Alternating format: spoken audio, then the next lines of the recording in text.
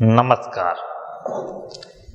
किसी कुंडली में क्या संभावनाएं हैं, यानी कि कुंडली वाला व्यक्ति जीवन में किन ऊंचाइयों को छुएगा, ये ज्योतिष में योगों से देखते हैं।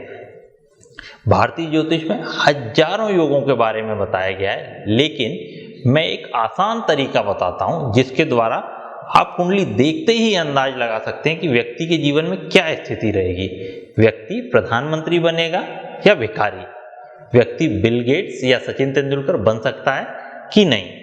किसी कुंडली की संभावना इन 4 बातों से पता लगाई जा सकती है। 1 लग्न की शक्ति, 2 चंद्रमा की शक्ति, 3 सूर्य की शक्ति और नंबर 4 दशम भाव की शक्ति। किसी ग्रह की स्थिति देखने के लिए 15 नियम मैं पहले ही बता चुका हूं। अगर लग्नेश चंद्र राशि का स्वामी, सूर्य राशि का स्वामी और 10वें भाव का स्वामी 15 नियमों के हिसाब से देखें शुभ हो तो कुंडली की संभावना बढ़ जाएगी।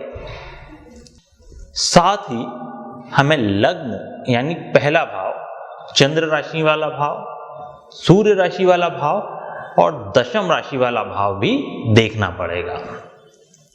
जब किसी भाव को देखते हैं तो 15 में से ये 4 नियम जो हैं वो विशेष ध्यान देने वाले हैं। पहला, भाव में शुभ ग्रह होने से भाव को बल मिलता है। दूसरा, भाव पर शुभ ग्रहों की दृष्टि होने से भी भाव को बल मिलता है। तीसरा, भाव पर अगर भावेश की दृष्टि हो, भाव के स्वामी की दृष्टि हो तो बल मिलता है। और चौथा, भाव के अगर दोनों तरफ शुभ ग्रह बैठे हुए हो तो भी भाव को बल मिलता है। इसके विपरीत अशुभ ग्रह होने पर भाव का फल घटता है, यानी कि भाव में पाप ग्रह, भाव पर पाप ग्रहों की दृष्टि, दोनों तरफ पाप ग्रह यानी कि पिछले और अगले भाव में पाप ग्रह, इनसे भावों को नुकसान पहुंचता है। ये 4 नियम भाव को देखने के लिए बहुत महत्वपूर्ण है और इसे कभी ना भूलें।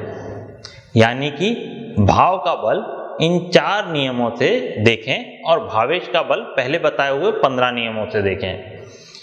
इसके नियम के आधार पर लग्न, चंद्र, सूर्य और दशम की स्थिति देखकर आप किसी भी कुंडली वाले व्यक्ति की जीवन की स्थिति आसानी से पता लगा सकेंगे।